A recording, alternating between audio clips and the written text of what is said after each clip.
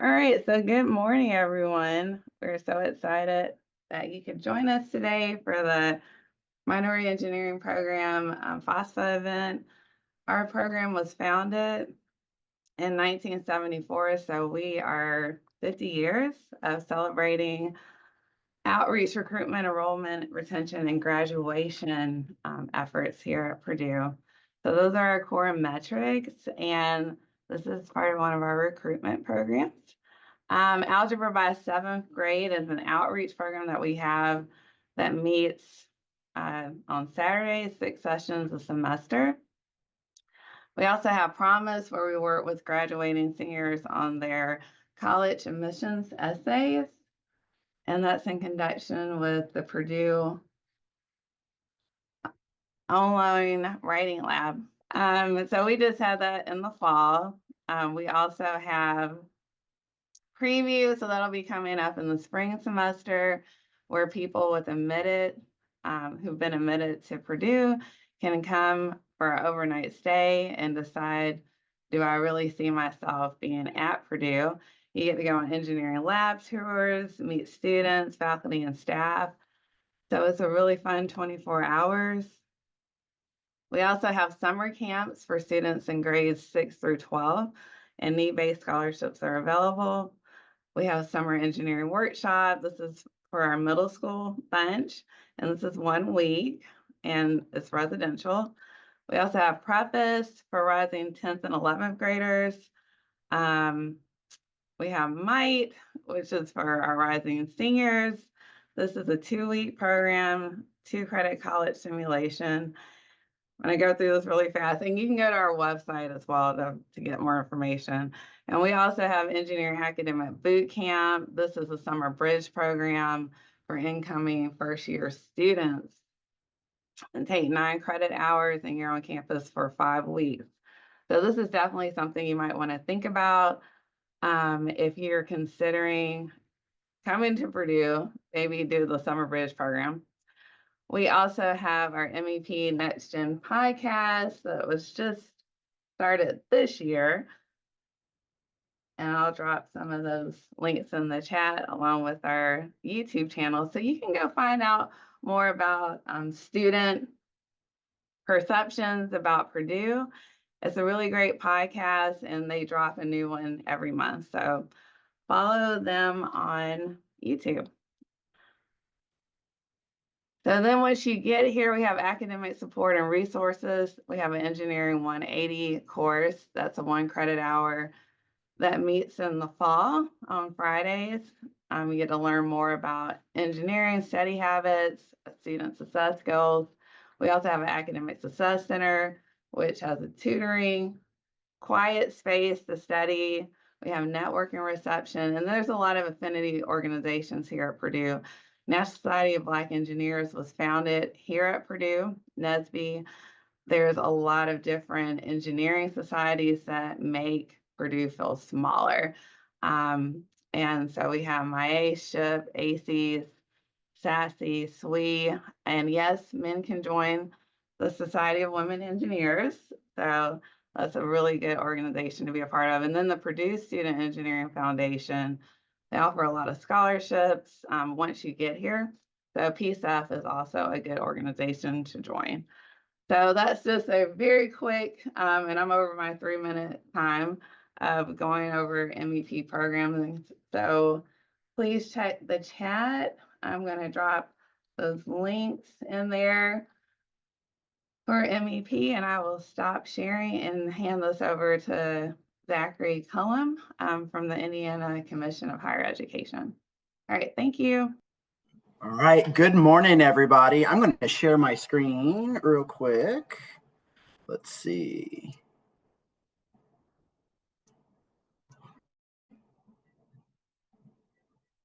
Okay, that is the wrong one. Sorry about that.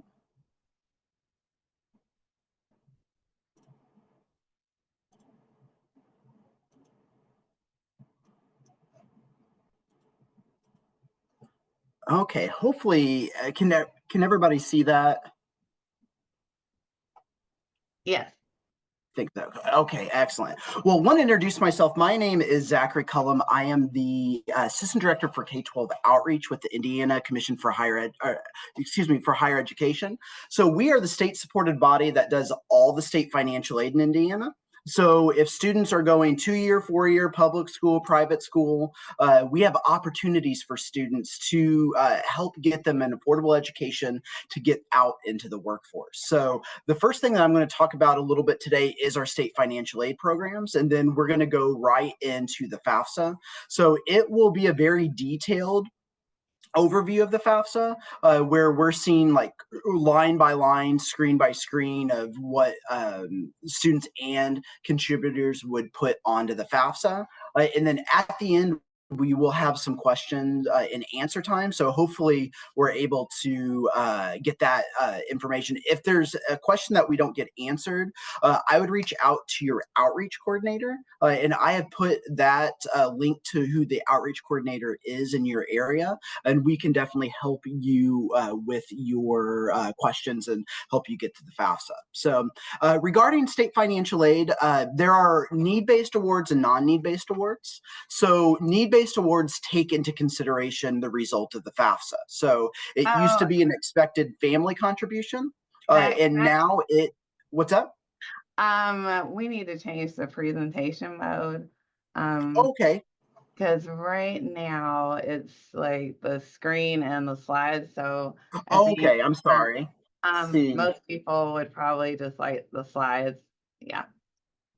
Let's see if I can do that. Hold on a second. Sorry about that.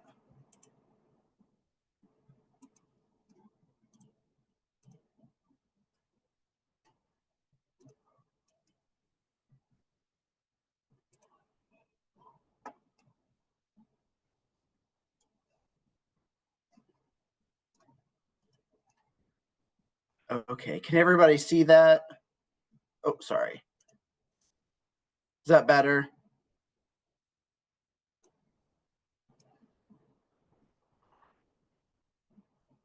Yes, that's good. You Okay. can go into presentation mode. Thanks, Zach. Okay.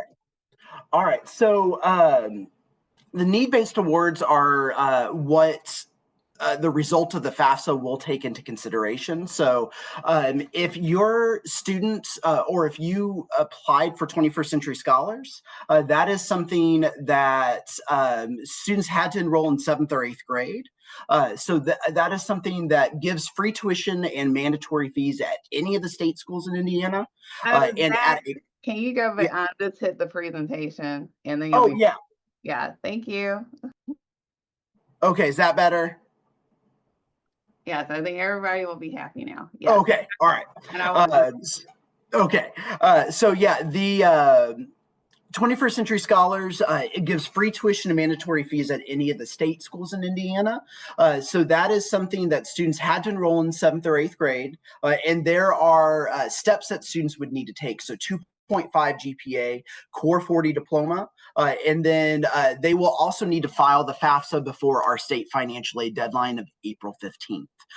If students were not eligible for 21st Century Scholars, we have something called the Franco Banning Grant, which is all students would need to do is meet the financial aid deadline of April 15th, and we will automatically consider them for that Franco Banning grant. So if a student goes to a public school, it's named Higher Education Award, Freedom of Choice Award for a private school. So it looks a little bit different at each school, but it's up to $12,000, I believe, this year that students might be eligible for, and all they would need to do is the FAFSA. Earn Indiana is a state work study program that we offer. So it helps students get real world experience and also get paid by the state government and by the employer.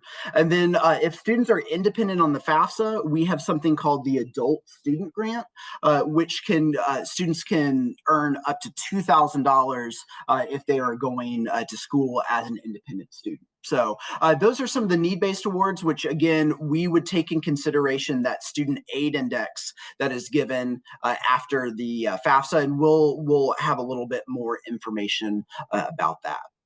So some of the non-need-based awards, if students are actively drilling in the National Guard, we give them free tuition mandatory fees at any of the state schools in Indiana. And at a private school, we give them about $5,000. So if certain students want to serve their community, but also get paid to go to school, it might be a great option for them. If students are a child of a disabled veteran, a public safety officer that was killed in the line of duty, or the child of a Purple Heart recipient, then that is something that we give those students free tuition and mandatory fees at any of the state schools, and about $5,000 for a private school.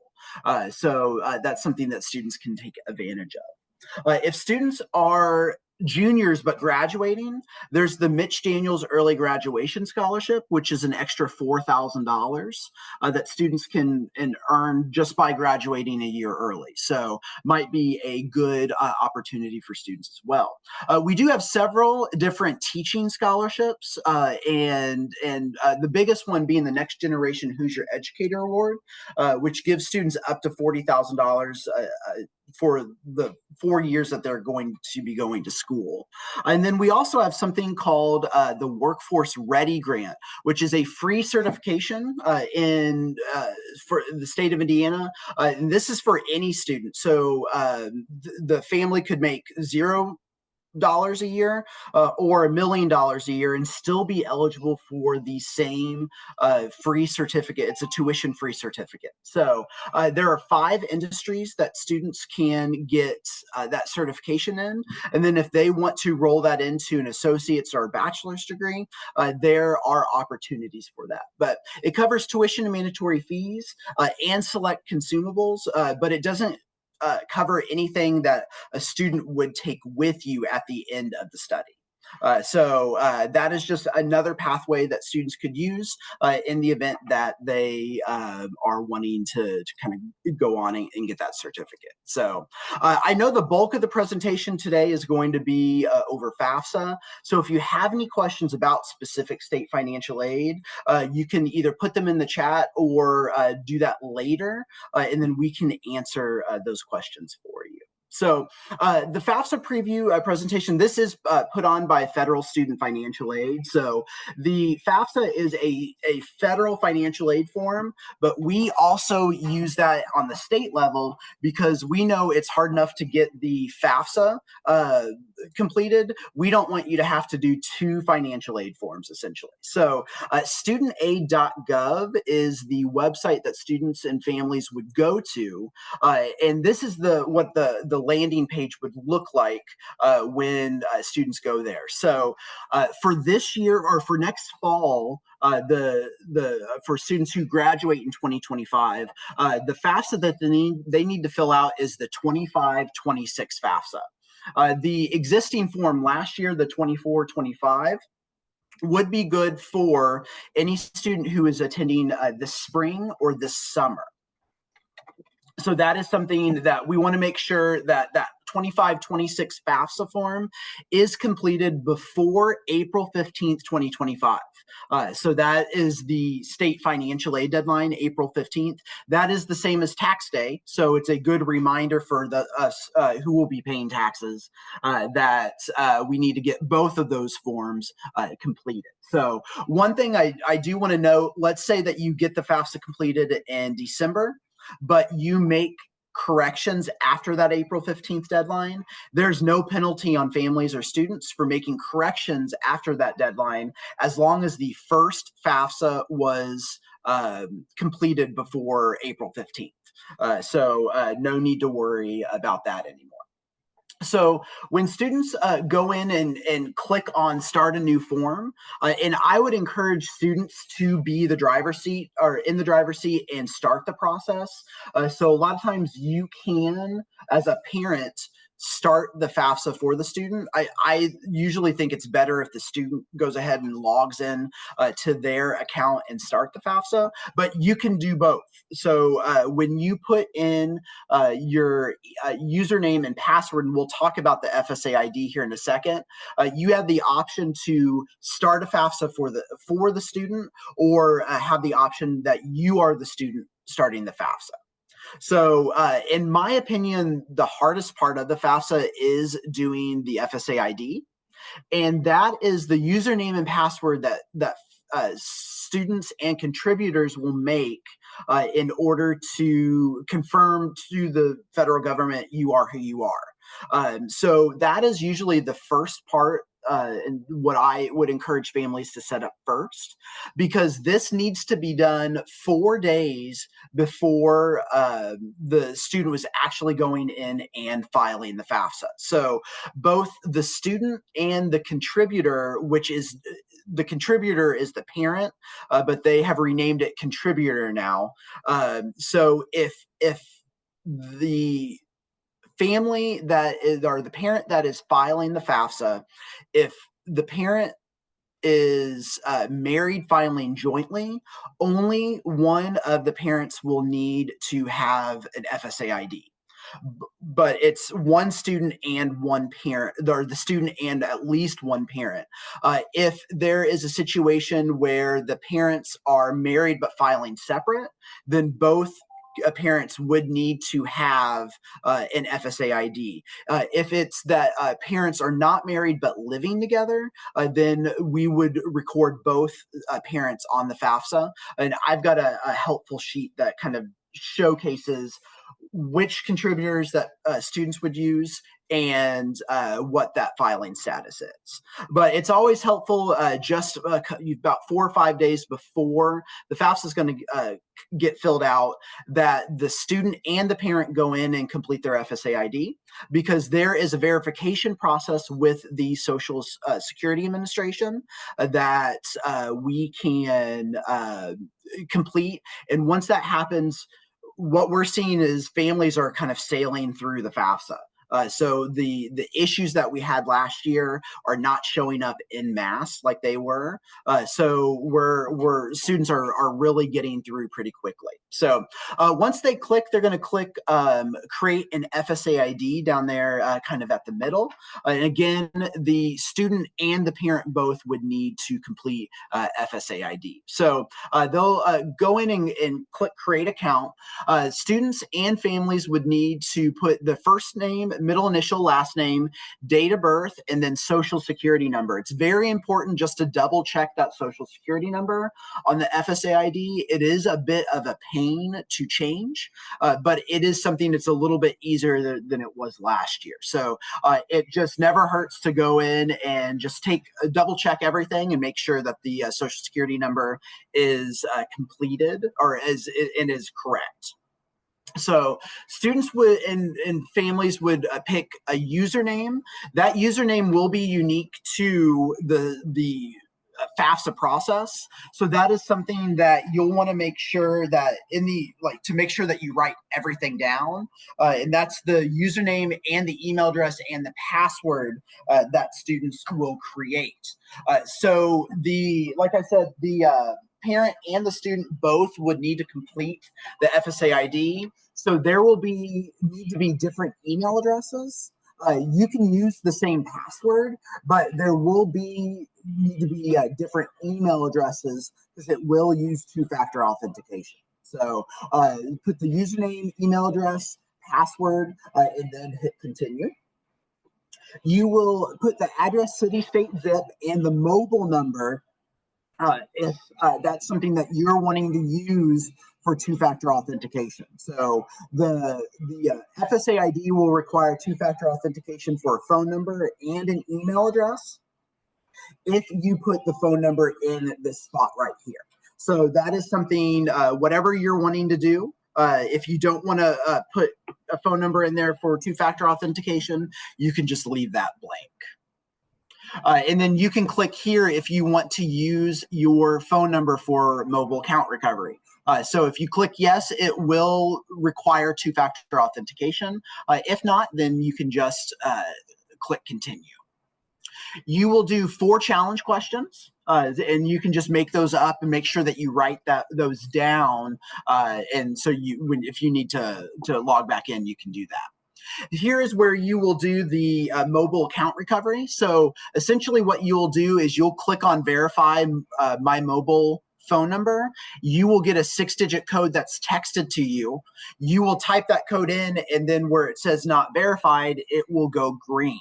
And then you will do that with your email address as well. Email usually takes about a minute. It's a little bit slower than the text mobile phone verification, but it shouldn't be too long. But if you back out of that two-factor authentication, you will need to go back in and verify it before the FSA ID is set up and ready to go. And then you can go ahead and click finish. It will also have you, you can do an authenticator app if you want to. So link your FAFSA to Microsoft or Google Authenticator. But if you don't want to do that, there will be a backup code that you will be able to snap a picture of. And then I would just keep that, write it down, and just in case that you need that. And I would encourage you just to make a folder and have all of that information in that folder, because students are going to need this for an associate's degree. For a bachelor's degree, it's 2 or 4 years. And even if they're going on for like a master's degree or doctorate, that's something that they will encourage you to file the FAFSA every single year. And even if you don't think that the family is going to be receiving much state or federal financial aid, most, if not all, scholarships require the FAFSA to be completed. So it's also a graduation requirement for students of the state of Indiana. So that's something that once October hits, I would just get in a good practice of going ahead and getting that FAFSA completed. And then that is something that will kind of happen. It should be pretty automatic that you have to go in, you press a couple boxes, but renewing that FAFSA is usually a little bit easier every single year. So click finish, and then what students will do is they will actually log back into their FSA ID. And then they will give them the choice of if they want to start the FAFSA as a student or a parent. So again, I encourage students to be in the driver's seat, so to go ahead and click student. But as a parent, you are able to start that, and then they will get a notification that someone has started the FAFSA on their behalf. And we can see where that will be. So once students log in and do everything, they will just verify that their FSA ID information is correct. If they've moved addresses or anything like that, or if they've gotten a new phone number, you can update that information. If not, you can just hit continue at the bottom. Students' state of legal residence. So this is something for the state of Indiana. They would put Indiana and then date that the student became a legal resident. If they've always lived in that state, then that is something that they will want to just put their date of birth, but they can go ahead and put whatever date that the student became a resident. So that might be if the student moved in at the beginning of high school, they can go ahead and put that date and just get as close as possible. Students will provide consent that the federal student aid, the FAFSA, will be able to pull their tax information. So as long as that FSA ID is verified, that will happen kind of in an automatic fashion. It used to be that you had to go to a website, click that you were going to share everything, and it pulls that information from the IRS. That is something that happens kind of automatically as long as students and contributors give that parental and student consent. So they just scroll down to the bottom, and then they will click approve at the bottom right hand side. So parents, if you click approve and if you're giving consent for your financial aid or your financial information to be pulled, that does not mean that you are on the hook for any charges that the students incur or any of the student loans that the students will pick up as part of their education. So you have to physically sign a Parent Plus loan or a private loan in order to take on the obligation for the student. So this is just allowing the essentially the FAFSA to look at your tax information to pull that information over for the student. So we would click approve here. So, and this is the page that imports the student's federal tax information. The FAFSA uses what's called prior. So that means that the financial aid year that the student will be, or the tax year that students will be using in parents is 2023 for the 25-26 FAFSA. If your tax information looks drastically different in a good or a bad way, that is something that schools will be able to do professional judgments. So if you've had a loss of income, if you have had a loss of a family member, that's something that they can take into consideration. So you'll want to talk to the school about a professional judgment to see what they can do to lower that student aid index. So it is not uncommon for students not to have a tax form for 2023. So in this instance, it says data not received because this student did not file taxes in 2023. So that is not alarming at all. So we would go ahead and click continue. This is something that the students will give personal circumstances. So essentially what we would look at is if the student is required by law to file the FAFSA as a dependent student. So typically if the student is under the age of 24, they are going to have to put parental information on the FAFSA, regardless if the student lives with the parent or not. So if the student is single, not married, then they will go on to the next screen where it's going to ask a few more questions. So when the student begins the 2025-26 school year, what will their college grade level be? If they have never attended college, go ahead and click on first year freshman. I know that some students might be getting some dual credits in high school, and you could talk to your school if you should be considered a first year freshman or a second year sophomore if you have over 30 earned credits for the year.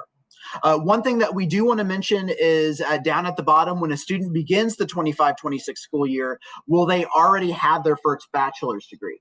Go ahead and click no to this unless they have a bachelor's degree, because that would make them ineligible for state and federal financial aid.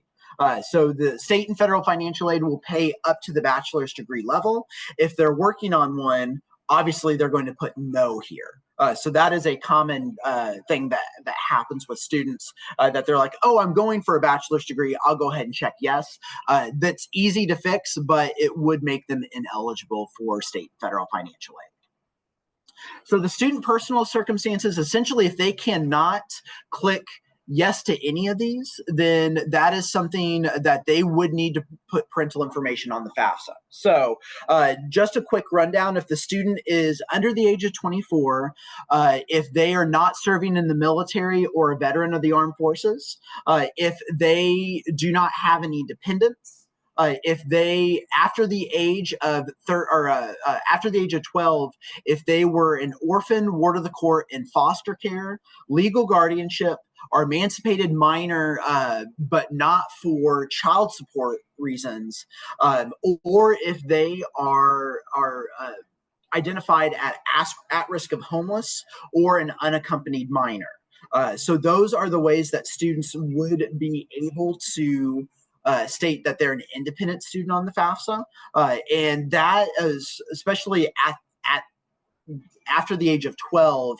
If that status happened in 14 or 15, but they're out of legal guardianship at the time that they file the FAFSA, as long as that happened anytime once the student turned 13, they can file the FAFSA as an independent student. The majority of our students are going to file as a dependent student, which means that they have to put parental information on the FAFSA. If there is an extenuating circumstance, that is again is where the school can come in and look at any professional judgments. If there are some police reports or if there are some extenuating circumstances that we need to take into consideration, they can talk about those with you and do that professional judgment. But for most of our students, they're going to click none of these apply, and they're going to go ahead and click continue, and then that student homelessness question.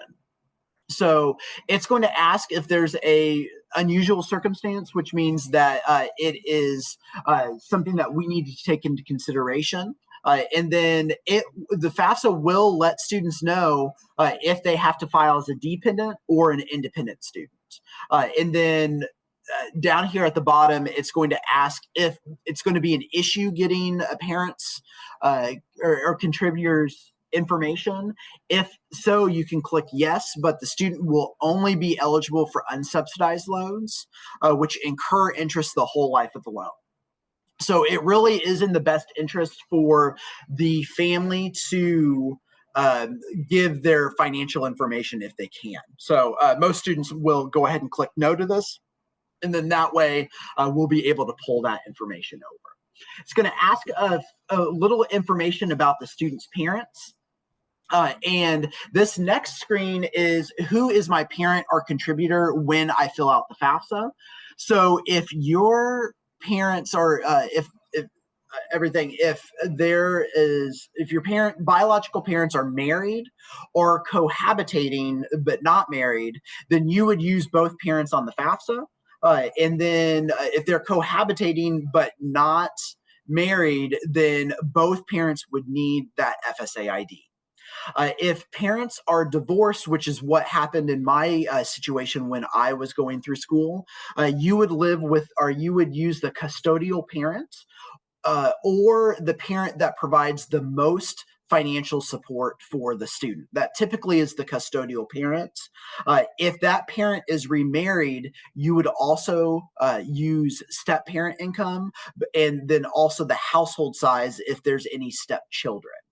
So that is something that if you have any questions, we are more than happy to answer those, but it's always biological parents. And then if parents are divorced, the one that provides the most financial support for the student. So if there is 50-50 custody, you really have to get in the weeds and see who actually provides the most support for the student. But again, if you have any questions about that, let us know. So at this point, if you filed the FAFSA before 2024, it used to be that the parent would be part of the student process. Now, when parents log in and do everything, they're going to be invited to be a contributor on their student's FAFSA form. So what will happen is the student will put the first and last name, date of birth, social security number, and the email address of the parent that created that FSA ID.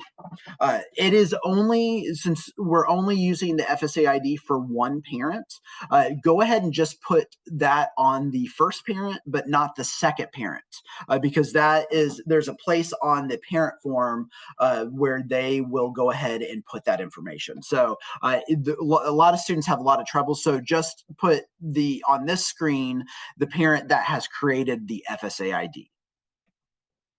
So, and then we'll go into student demographics. It's going to ask different demographic data. If you prefer not to answer, you can click that, but you can just answer honestly for those.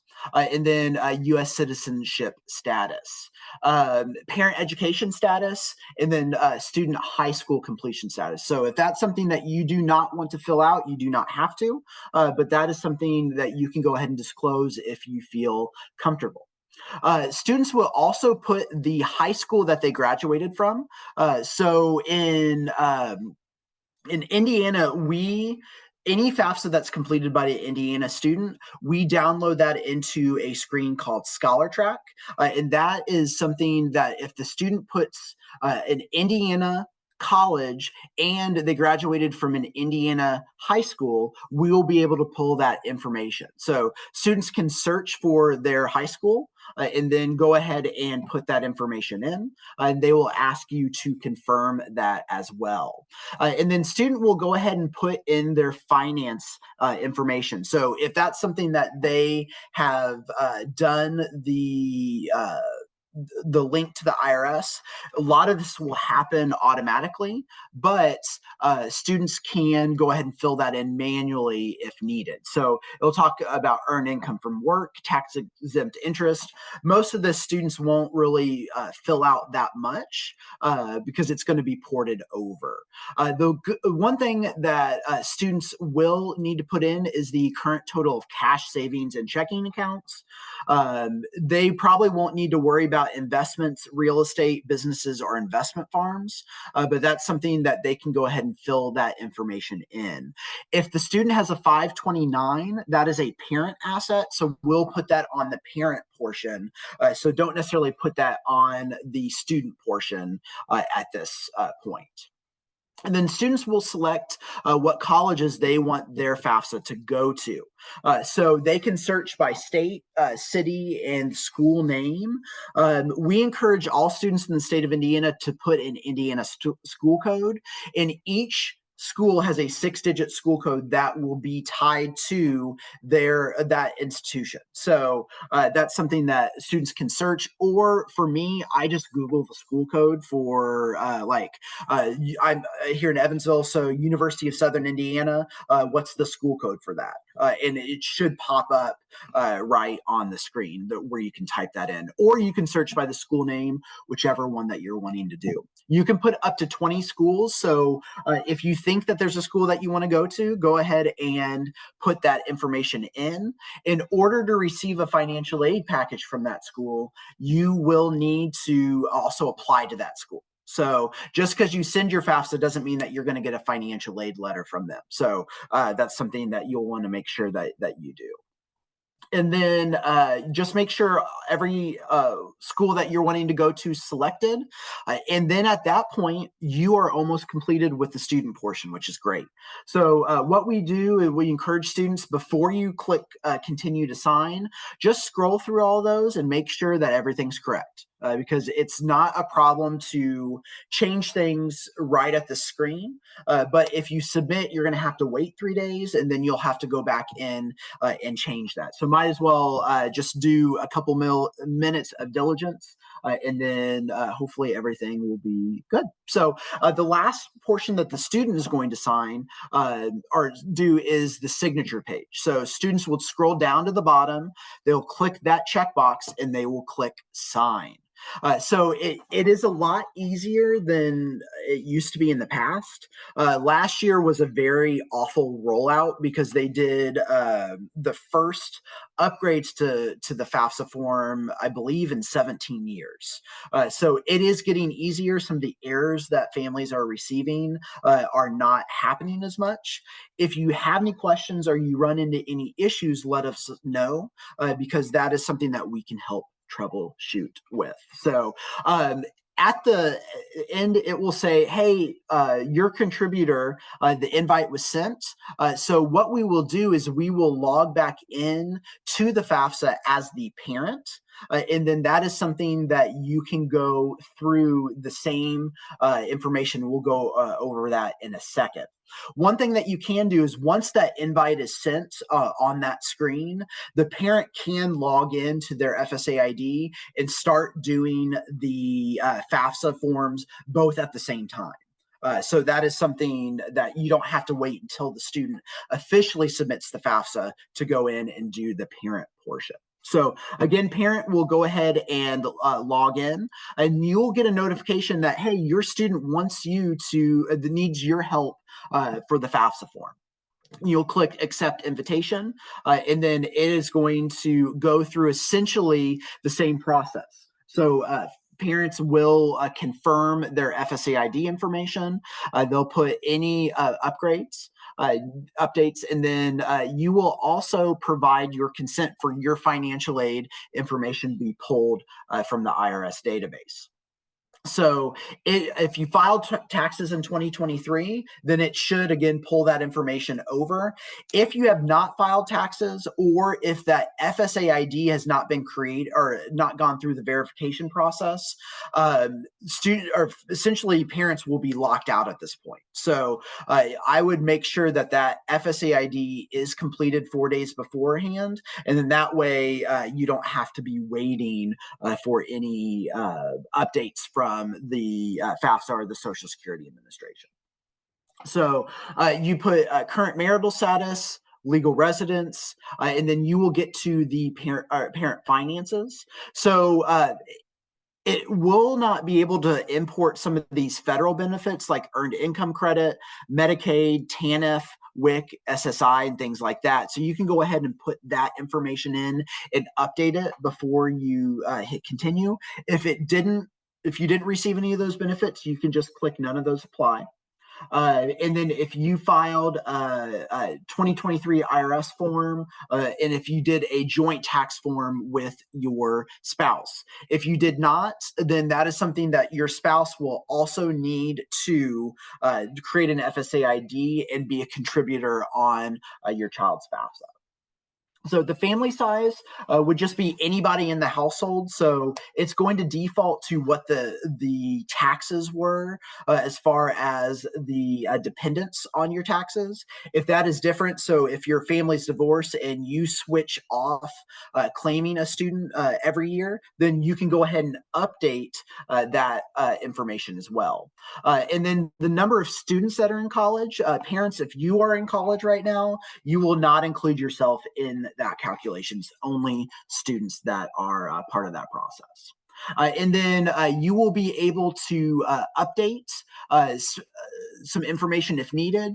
You'll also put annual child support received, and then the parent assets look a little bit different. So the amount of cash savings and checkings that you have, net worth of investments, including real estate, on the date that the FAFSA form was first submitted. So this is where you would put 529 information for your child.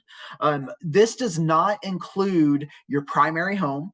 This does not include anything that is tax sheltered. So no 401ks, no Roth IRAs or traditional IRAs, 403b, anything like that. This would be specifically like a brokerage account that is not tax sheltered. So you can click the little I that is next to the numeric amount if you are wanting to get an idea of what those things are. And then the net worth of if you have any investments or investment farms or businesses. And then that is, you would subtract assets minus liabilities to get that for the businesses and the investment farms. And then you are also going to put your spouse's information here. And then you can go ahead and update this. If you are a single parent, this should not populate for you. But if you are married, you can go ahead and put that information in. And then once you get to that point, you are also done with your portion of the FAFSA. So again, just look things over real quick and make sure that there are nothing that you would need to update. And then you would also scroll down to the bottom, click the checkbox, and then click sign and submit. And then what will happen is the student will get an email with the verification that the FAFSA was completed, and then also kind of an estimate of what that student aid index is. It will tell students if they are eligible for any federal financial aid.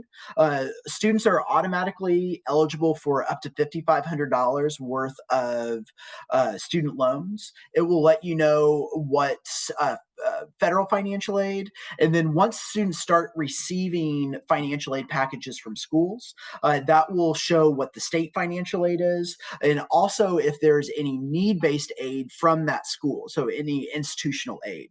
So again, I would want students to apply for as many schools as possible because we want to make sure that they have all the information to make an informed decision on what's going to be best for you. And then if the student is in Indiana, we want to make sure that they put at least one Indiana school if they are thinking about going out of state. Because that will solidify any state financial aid for them, where we want to maximize that in the event that they come back and start their education in Indiana. So there are 3 results for the FAFSA. The first one is FAFSA is clean and ready for the college to process. Some students may be selected for what's called verification, where they have to verify with the school that they are going to that what they put on their FAFSA is correct. It's usually a pretty quick process nowadays, especially now that the majority of students are porting their information over from the IRS. There could be a crucial error or omission, and that's something that students would log back into the FAFSA to update if needed. So some of the tips, I work with a lot of students that do not click submit. They get to the last page. So we want to make sure that students commit or submit, and they get that email saying that things are being processed. If the student is not in the habit of this, go ahead and check email regularly, just in case the school or the federal processor needs some more information, or for the student to go back up and update. The 800-433-3243 is the FAFSA helpline if you have any questions. And then students 72 hours after applying, doing the FAFSA, they will be able to review what's called their student submission summary. So we encourage students to go in and download that, just so that they have that, so they can start and just make sure that everything that they put on the FAFSA is correct. Any discrepancies, errors, or updates need to be made to the FAFSA before it is resolved with the federal processor. So if students need to go back in, I would just have them do that as soon as possible to go ahead and get that information. So a clean FAFSA is between December 2024 and April 15th, 2025. Any corrections will need to be made with the school as well, or verification before aid will post on the student's financial aid account. So, and then this will need to be done every year. Make sure that you're doing the 25-26 FAFSA. And again, it uses the 2023 tax information. Some helpful resources. The outreach area of the Commission for Higher Education is learnmoreindiana.org. There's a whole host of information about scholarships, grants, financial aid. So there's a whole host of resources that are on that. If students are needing or wanting to track their financial aid process or progress, scholartrack.in.gov is a great opportunity for students. So you can track financial aid, SSP activities for our 21st Century Scholars, our pre-admissions program. Students can look at that information as well to see what colleges that students have been matched up in the state of Indiana if their school is participating. Every school has what's called a net price, which is essentially the out-the-door price that students are going to pay for their education. Collegecost.ed.gov has a lot of tools that students can use. There is a net price calculator where it links to the net price of every school that is in that database. So if you're kind of searching what the out-of-pocket maximum is going to be, not including your state and federal financial aid, you can kind of get an idea of what that is at each of those schools. And then college scorecard, is the collegescorecard.ed.gov. College is an investment, and we want to make sure that investment is paying off. So you can search a college that's right for you, but also look at what students are making in that major 5, 10, 15, 20 years after they get that degree. So again, college can cost money, a lot of money, but it doesn't have to be expensive. And we want to make sure that is paying off for students. So, and then if you have any questions, Zachary Cullum's zcullum@che.in.gov. I serve 17 counties in Indiana, so typically email is the best way to get a hold of me. But also the outreach coordinators in your area will be able to kind of let you know what's going on. They've got FAFSA events that are going on at schools. So that learnmoreindiana.org/contact will be the best website to go to. So, and I know that I went a little bit long, and I apologize about that. But I think we're going to open it to any question and answer time now.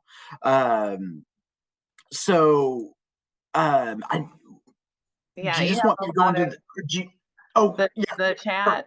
yes. So there was one question about we are U.S. citizens but live overseas, but have U.S. Indiana as an address. What is required for us to be considered Indiana in-state residents?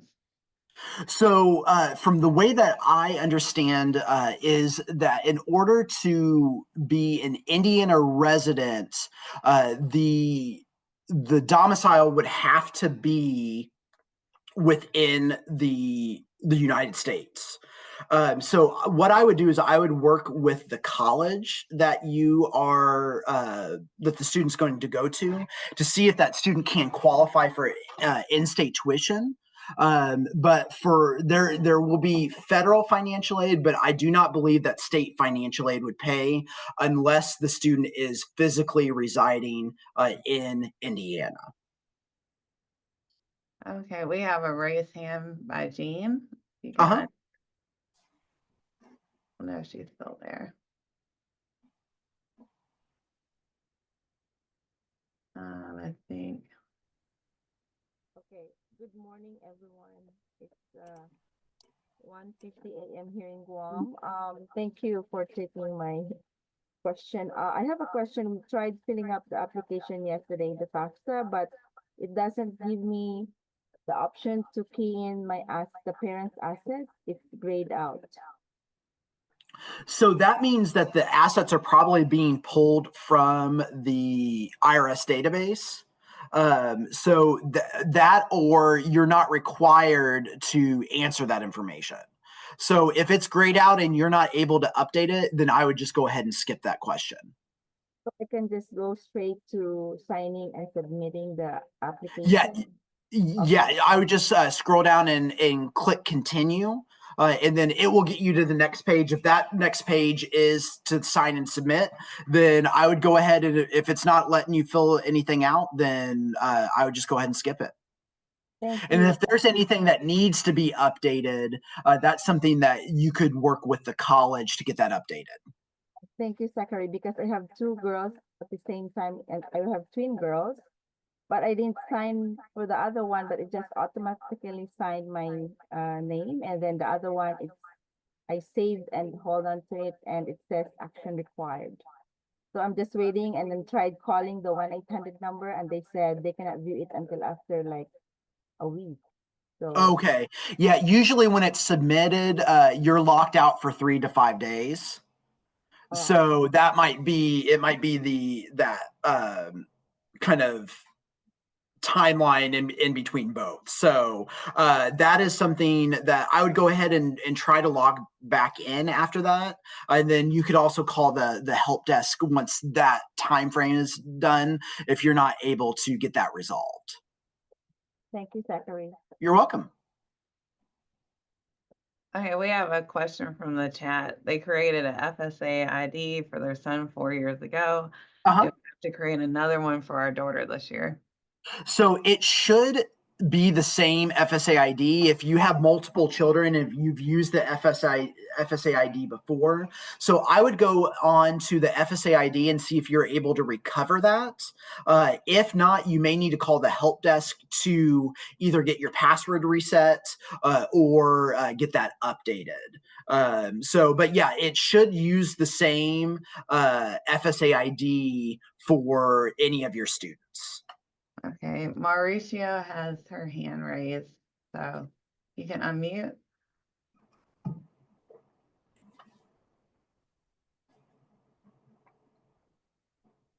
Mauricio and Yana? Okay, I guess you can't unmute. All right, go into the chat again. What about? Hello, I'm here. Oh, go ahead. Go ahead. Thank you. I'm calling from Colombia, South America. My son is a U.S. citizen, but he's starting and graduating here in Colombia. Okay. And while filing the FAFSA, we're getting in his form and in mine this message of error. So we cannot end up signing in. It says unable to complete this action, exit FAFSA and try again. That's Okay. that's like in the final stage where there's asking the information of my wife, Okay. and I feel like because of putting that she doesn't have a social security, that's causing a problem. I mean, she does have an ITIN, Okay. but not a social security. So And I don't know if this is that's the on problem. the students portion or the parent portion? Both. Okay. So for the student portion, I would just use like do not include your wife's information, but include yours. Because when you put two parents on that student portion, it does cause problems. So try logging in and sending the But I think it's asking her information specifically, because is saying that something is pending, okay. and my partner should be invited. So it's asking her information. Okay. You may have to contact the help desk, the 800-433-3243, Okay. in order, because if there is an issue with that on the back end, they would be probably best able to either take that information themselves, or to like if they can maybe do something on the back end for it. Okay. Okay. Yeah. Okay. So Okay. I'd try that. All right. Thank you. Okay, Zachary, we had a question from the chat that there was a mismatch between your flow chart and the one that's provided on the federal government's website about divorced parents. Okay, and it might have been that I used the wrong one, and I apologize. Okay, just go But with the federal government. yeah, so for as far as the parent, if there's a divorce situation, you should use the one that provides the most, I guess, financial help for the student. So that is something that it's typically the custodial parent, but not necessarily always. So we could get an updated flow chart and send that out. Okay, that Yeah. works. This Ellen Barber from Purdue Division of Financial Aid, if you could answer this question, how much can an out-of-state student realistically get in scholarships and aid from Purdue? Yeah, Ellen is still here, so if you could unmute when you get a moment. What if we filed a joint tax report, yet we both put both parents as contributors? It's not going to hurt anything. It just you just doing a little bit extra of a step. Okay. So, but that won't hurt anything at all. Yeah. Okay. Okay, Ellen? I was finally able to unmute myself. Okay, This thanks, is Ellen Ellen. Barber from the Financial Aid Office. I don't have any kind of statistics specifically on how much scholarship an out-of-state student can receive. I will tell you that Purdue University is a land grant university, state-funded university. So the majority of the money that our office gives out is targeted towards Indiana residents. I will provide our link to our website again in the chat, but if you go to our website, it talks about various different types of scholarships that are offered not only through our office, but also the various different colleges and departments. Okay, thank you, Ellen. The Deepak Kamani, if you want to unmute and ask your question.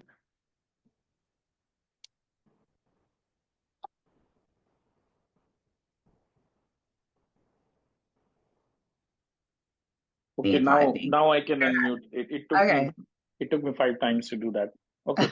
So my daughter is a US citizen. She's studying in Canada right now and applying for US universities, and I have a social security when I work past there. So can we both fill FAFSA, and is she eligible for FAFSA because she has a social security and born there? Yes, you should. Okay, so we don't know which state, so we can just fill the FAFSA and then put some colleges that we are looking for. That is a good question. So yeah, I would probably go ahead and put the most prospective school that we are looking and we expect we can hear from. yeah, Maybe that. yeah, Okay, and yeah. Go ahead. Sorry. And what about taxes? We both have not filed taxes in 2023, so we're still eligible. I believe so. So, one thing that you might want to do is contact the school that the student is thinking about going to. because I don't know if students, a U.S. citizen, you shouldn't have to go through any visa process. Right, that is right. So that is something that let me do some research as far as it. I can send you an email on this, and then Yeah, maybe we can. Okay, sure. Thank you. that'd be great. Okay, I think we can get one more person from the Tammy, if you want to lower your hand and unmute. Hello. Yes. Anyway, the sorry, the slideshows. What I'm trying to say is that I'm the non-need based and the need based awards. How exact those come when we already apply for the FAFSA. Am I right? Or Yeah, so the need-based awards for residents of the state of Indiana. So for 21st Century Scholars and Frank O'Bannon, as long as students are doing everything that they need to for 21st Century Scholars, that will automatically show up on a student's record. When they are, we'll send that information to the schools that you are eligible. So Frank O'Bannon as well, we'll let students know. And then that will be on the student's award letter for when they're trying to figure out what's going to be the best opportunity for them after high school. The non-need based awards, you would need to apply for those through our Scholar Track website, but that is something that is still will notify schools through that. Through our Scholar Track website when we send the FAFSA information to them. And then that way you shouldn't have to necessarily do an extra step unless you need to apply to a school. okay, but I thought the most of the financial aid you're already eligible for it when you fill out the FAFSA. So yeah, well, filling out the FAFSA kind of unlocks the state financial aid opportunities. So as long as that FAFSA is completed before April 15th. So yeah, for 21st Century Scholars, you are eligible, but there are steps that you have to take to earn that 21st Century Scholars. So the Frank O'Bannon is something that pretty much happens automatically as long as you file the FAFSA before April 15th. Okay, but you said they were only for they were only for people living in Indiana. I'm not really from that state. Okay, then you don't need to worry about so your state may have other need-based and non-need-based awards that you could qualify for. So that's something that I would check in with wherever you're going to school, or if whatever state you're in that should have a commission for higher education, then you can check in and see what type of opportunities are there for you. So all of this is. Oh, go ahead. Sorry.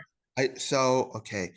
This is most of this stuff is only available to students currently living in Indiana right now, or just going to be the first 4 slides, the Indiana need-based awards and the non-need-based awards as well. So the federal Pell Grant and the federal student loans students would be eligible for, regardless of what state that they're going to attend or what state that they're living in. But they're like the Frank O'Bannon, the 21st Century Scholars, and some of the other specific awards that I was telling you about are only for Indiana schools. And we really appreciate y'all coming out. This is the Minority Engineering Program, and we have a lot of great resources for your students as they transition to the College of Engineering if they choose to come to Purdue.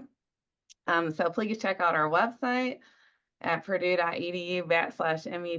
And if you could take some time and fill out our survey, it'll take about 1 minute. That'll give us some helpful feedback. And we like to thank Zach and Ellen for coming out this Saturday and providing this really great information.